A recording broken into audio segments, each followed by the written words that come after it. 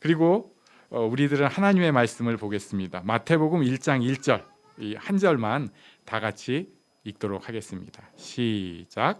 아브라함과 다윗의 자손 예수 그리스도의 계보라. 아멘. 오늘은 성취의 예수님이라는 제목으로 하나님의 말씀을 증거하려고 합니다. 그러려면은 1장 1절을 좀 봐야 되는데 이게 간만에 헬라어로 좀 보려고 합니다. 저도 아직 전 젊은데 나이 들면은 외국어 공부를 좀 해야 되는데 영어를 해야 되는데 이번에 갑자기는 아니죠. 그 갈라디아서 보고 또 마태복음 보다 보니까 헬라어를 덮어뒀던 것을 다시 이제 또 끄집어냈어요. 그래가지고 보니까 은근히 또 재밌더라고요. 그리고 제가 그래도 나름 이제 헬라어 좀 하는 사람이라고 그 처음 배울 때부터 한글 자판에다가 이 헬라어를 입력할 수 있게 옛날에는 히브리어도 있었어요. 아레아 한글 97회랑 다 있었는데 이게 버전업이 되면서 요새 걸로는 히브리어는 그 키보드 자판으로 치는 게 저는 못 찾겠더라고요. 그래갖고 한글이 나를 배반했어 막 이렇게는 하지만 헬라어는 이게 따닥따닥 칠 수가 있어요. 그래가지고 모처럼 이거 제가 친 겁니다. 이거 그러면서 이게 뭐지? 맞아 이랬지. 그 기억을 이 시작이 대충 이게 영어랑 비슷해요. 그래가지고 비블로스 그리고 게네수스 예수 그리스도 휘우 다비드 휘우 아브라함 이렇게 됐는데 집에서 연습했는데 잘 안 읽어지네. 아무튼 이 처음 시작이 비블로스 게네세우스 이렇게 됐는데 이 게네세우스가 뭐냐면요. 요즘 우리 최은호 집사님이 잘 뒤지고 있는 차 제네시스 그겁니다. 제네시스. 창세기가 헬라어로는 이제 태초에 이렇게 히브리어로는 처음에 그렇게 책명을 부르는데 이게 헬라어로 번역되면서 이제 70인역이라고 표현을 해요. 그게 헬라어로 번역이 될 때 창세기를 이 제네시스라고 번역을 했어요. 헬라어로. 그래가지고 영어로도 창세기가 제네시스입니다. 그런데 이 딱 마태복음 1장 1절에 우리말 성경에는 아브라함이 먼저 나오지만 헬라어 성경은 딱 여면은 비블로스 제네시스 그냥 쉽게 읽을게요. 비블로스 제네시스 그러면 사람들이 딱 느낄 때 이게 두 가지 의미가 있는 거예요. 처음 그런 뜻이어서 창조? 창세기? 이 느낌이 그들도 다 느껴요. 그리고 이게 세대, 계보 이렇게 느끼는 겁니다. 그리고 비블로스는 대충 느낌이 오겠지만 이게 책이란 뜻이에요. 그러니까 이게 창세에 대한 거, 처음에 대한 거 이거를 일부러 독자들이 느낄 수 있게 이제 마태가 성령의 인도로 이렇게 책 처음에 쓴 걸로 보여줘요. 그러니까 창세기가 어쩌면은 세상의 출발점을 다루고 있고 그 다음에 하나님의 그 구원 역사의 출발점을 다루고 있다면은 이제 그 출발점이 성취가 되는 예수님의 출발점을 다루고 있다. 그것을 여기서 처음에 보여주겠다 하는 게 마태복음의 의도입니다. 그래서 이제 우리가 이런 생각을 해볼 수가 있어요. 과연 기독교는 무엇인가?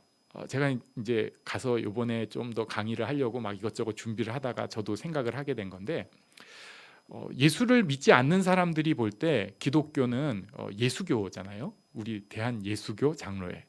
그러니까 예수라는 어떤 굉장히 특정한 인물이 갑자기 2000년 전에 빵 나타나가지고 뭔가 아주 특별한 가르침, 천재적인 가르침을 주고 어떤 종교 천재여가지고 그가 뭐 죽고 부활했는지는 그건 안 믿는 사람들은 아무튼 그래가지고 교주가 됐고, 그 다음에 이제 조금 더 아는 사람들은 거기에다가 후대의 바울이라는 사람이 바로 직후에 나타나서 이 그 어떤 그 체계를 정리해가지고 지금의 예수교가 됐다, 그리스도교가 됐다, 이렇게 생각을 하는 경향이 있습니다. 그리고 우리도 예수를 믿는다고 표현을 하니까 포커스가 예수님으로 가는 거 그거 맞아요. 성경의 중심이 예수님인데 그러다 보니까 구약에 대해서는 이해를 잘 안 하려는 경향이 있습니다. 실제로 김종욱 목사라는 사람은 구약 설교를 사실은 잘 안 해요. 주일 설교는 복음서만 하는 거를 즐겨하고, 그 다음에 서신서도 이렇게 간혹 좀 이건 표현이 좀 그렇긴 한데 양념처럼 하는 경향이 있어 보입니다. 그러니까 뭐냐면은 그 머릿속에 들어가 보면 이게 있는 거죠. 복음서가 가장 첫 번째다. 그리고 그 설명 서신서가 좀 필요하다. 구약은 다른 때 서브로 이렇게 우리가 하면은 뭐 물론 더 보고 싶지만 우리가 시간과 환경의 제약이 있으니까 그렇게 해야 된다는 생각이 있는 거예요. 그거 잘못된 건 아닙니다. 그래서 제가 그렇게 하는데, 그런데 성경의 관점은 그렇게 쉽게 보면 안 돼요.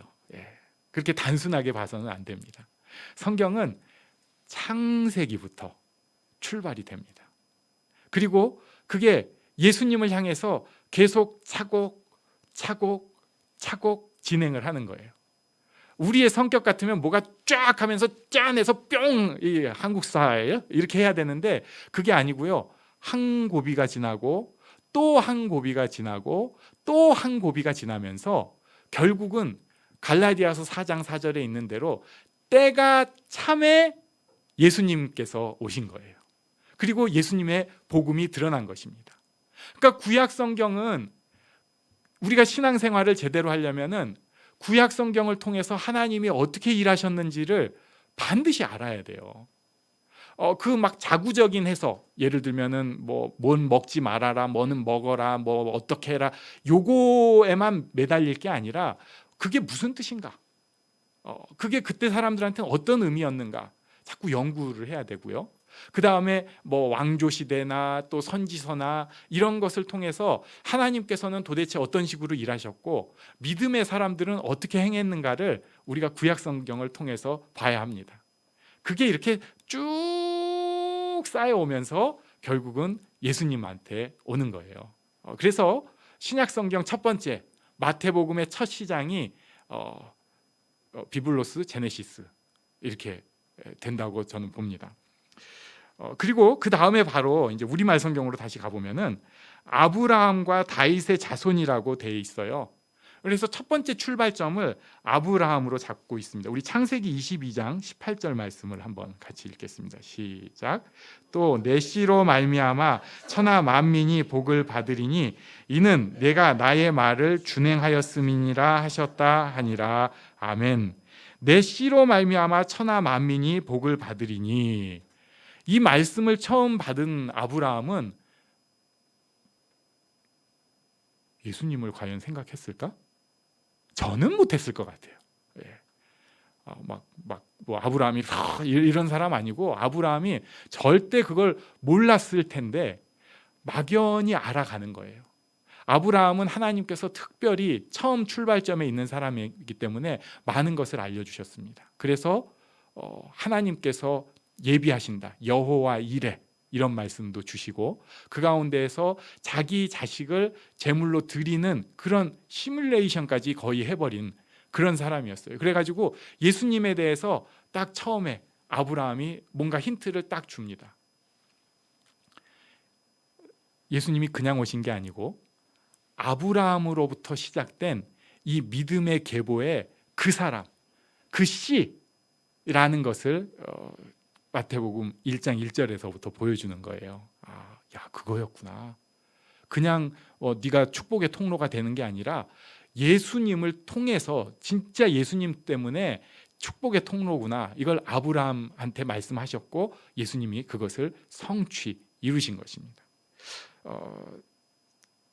그다음에 조금 넘어가가지고 이 다윗 같은 경우도 그래요. 아브라함과 다윗의 자손. 사무엘하 7장 12절에 보면 우리 여기도 같이 한번 읽어볼까요?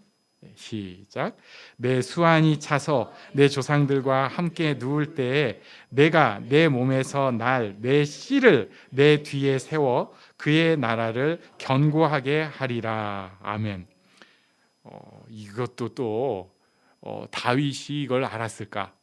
이 내 몸에서 내 씨, 솔로몬 정도 생각했을 거예요. 실제로 솔로몬은 왕이 된 다음에 굉장히 강력했습니다. 이건 진짜 평화의 왕, 별명이 모든 것을 평정하는 평화의 왕일 정도였는데 이 약속은 솔로몬에서 이루어지지 않았어요. 솔로몬 인간일 뿐이었고 결국은 무너지고 맙니다. 당대에는 최고였는데 늙어가면서 점점 무너지는 모습을 보여줘요. 이 내 씨, 예수님에 대한 거죠. 특히 예수님이 다윗의 자손이라는 것을 이 마태복음에서는 굉장히 강조를 합니다. 그래서 1장 6절에 보면은요, 이새는 다윗 왕을 낳으니라라고 하면서 그 앞뒤에 이제 그 뒤에 보면 솔로몬은 르호보암을 낳고 르호보암은 아비야를 낳고 이런 식으로 하면서 왕이란 말을 안 써요. 근데 여기서만 이새는 다윗 왕을 낳으니라 해가지고 예수님이 다윗 왕의 후손이다라는 것을 특별히 보여줍니다.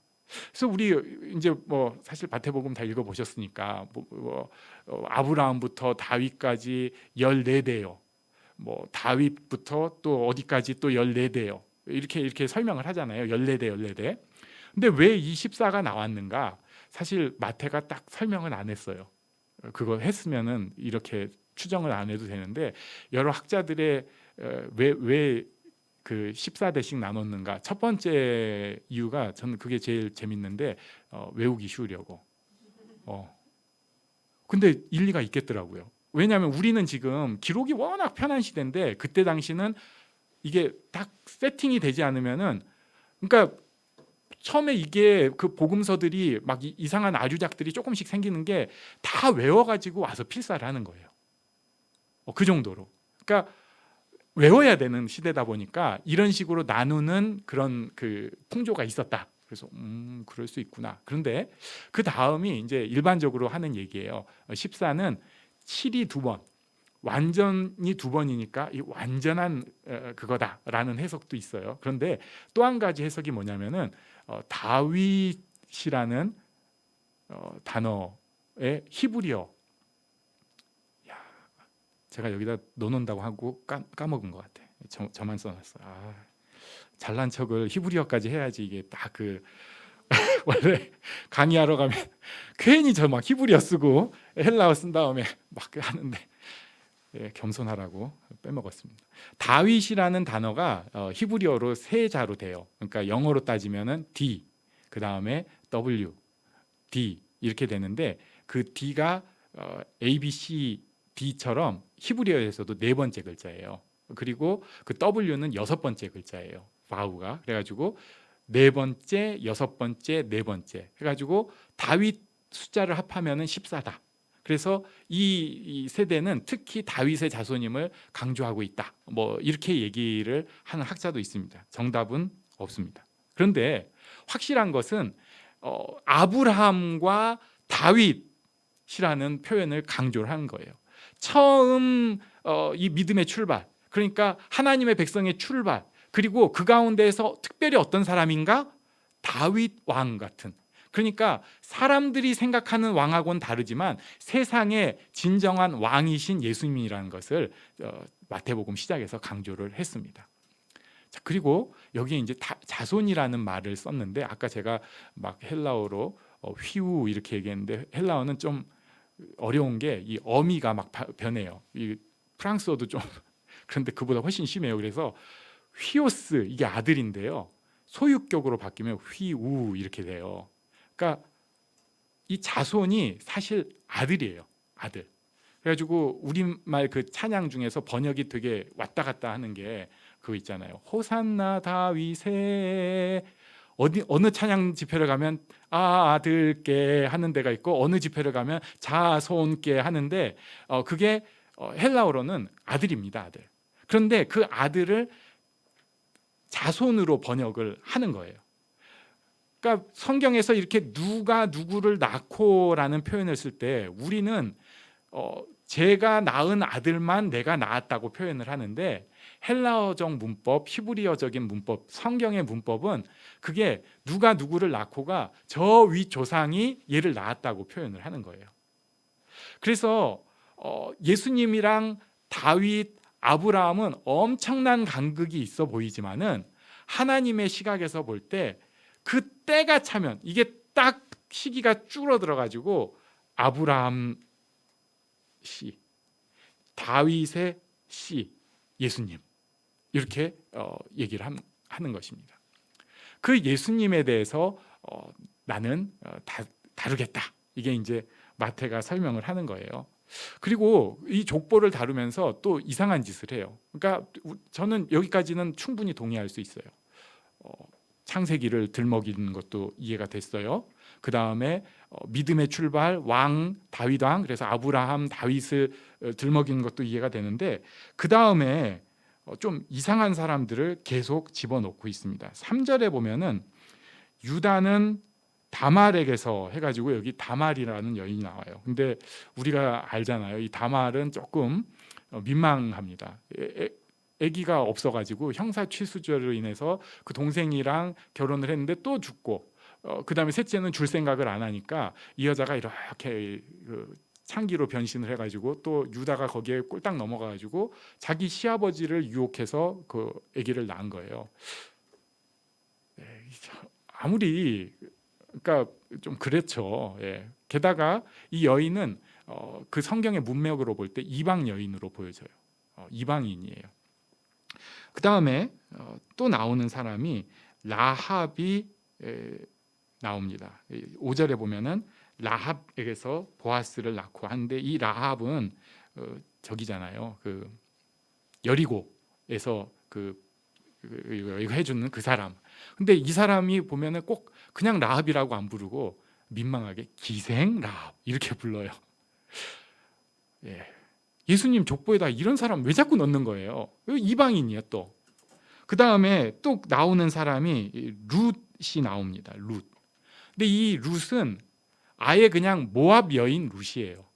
게다가 결혼하고 재혼한 여인이에요. 뭐 지금은 이제 시대가 많이 바뀌었지만 우리나라만 해도 불과 한 20-30년 전에 재혼한 여자다 하면은 벌써 사람들이 색안경을 빡 끼고 보는데 성경에 왜 이런 사람을 넣냐고요. 게다가 모압 사람은 원래 여호와의 총회에 들어오지도 못하게 돼 있었어요.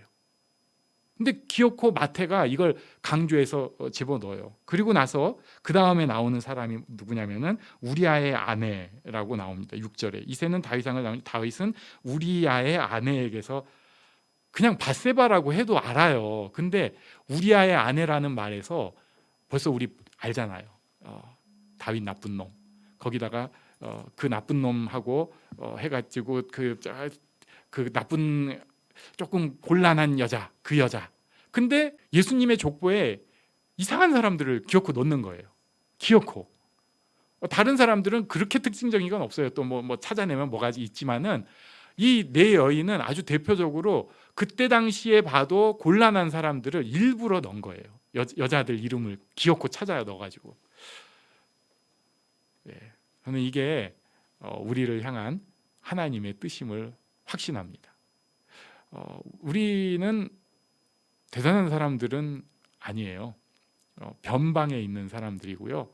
작은 사람들입니다. 그리고 그렇게 뭐 왕족이거나 티나거나 이런 사람들 아니에요. 혈통적으로도 우리는 소위 유대인도 아니고요. 그리고 어쩌다 보니까 그래도 이제는 먹고 살만하게 됐지만 우리 어렸을 때만 해도 외국 하면은 그냥 선망의 대상이고 이런 사람들이었어요. 그런데 예수님의 족보에 나랑 비슷한 아니면 나보다 더 곤란한 사람들을 일부러 넣으신 거예요. 그러면서 축복의 통로, 진짜 축복의 통로, 축복의 씨앗인 예수님이 올 때 이 사람들이 거기에 있었다는 것을 기억코 꼭 넣으신 겁니다. 하나님의 일을 하는데, 특히 예수님이 드러나는 데는 인간의 생각 같은 것이 걸림이 되지 않는다는 거예요. 우리도 나도 모르게 이래서 안 돼. 나는 하나님의 영광 별로 드러내지 않는 존재야. 난 요래서 못났어. 나는 후져. 이런 생각으로 자기를 자꾸 찌르는 사람들이 있어요. 사실 맞는 얘기예요. 제가 한 가지 비밀을 알려드리면 우리 모두 못났습니다. 하자 은근히 많습니다. 우리가 교회 와서는 그래도 괜찮아 보이는데 들춰보면 끝이 없어요. 그리고 창피하게 이루 말할 수 없는 일들도 있어요. 그런데 그럼에도 하나님께서 그 사람들을 끌어모아 가지고 예배자로 삼으시고 축복의 통로로 삼으시는 거예요.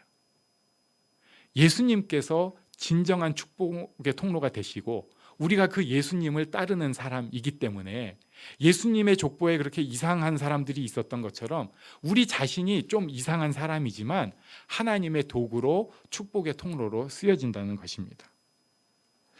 그 가운데 우리가 한 가지 말씀만 더 보려고 합니다. 민수기 23장 19절 말씀이에요. 제가 넣었군요. 같이 읽습니다. 시작. 하나님은 사람이 아니시니 거짓말을 하지 않으시고 인생이 아니시니 후회가 없으시도다. 어찌 그 말씀하신 바를 행하지 않으시며 하신 말씀을 실행하지 않으시랴. 아멘. 아브라함, 다윗 그리고 그 사람들 마찬가지로 우리들을 통해서 하나님께서는 축복의 역사를 이루어 가십니다. 저는 그렇게 믿어요. 그래서 가끔 이런 의구심이 들 때가 있습니다. 저 사람은 예수를 잘 믿는데 자녀들은 왜 그럴까? 자녀들은 괜찮을까? 근데 제가 감히 함부로 속단은 못해요. 왜냐하면 몇십 년 살았다고 제가. 그런데 인생의 더 큰 관점으로 본다면 진짜 믿음을 갖고 하나님 앞에 나아가는 사람들의 자손은 하나님의 약속이 있어요. 왜냐하면 그 사람이랑 약속을 했으니까. 그래서 그 자손들한테까지 하나님의 선한 일이 이루어집니다. 하물며 여기는 한 대가 건너가잖아요.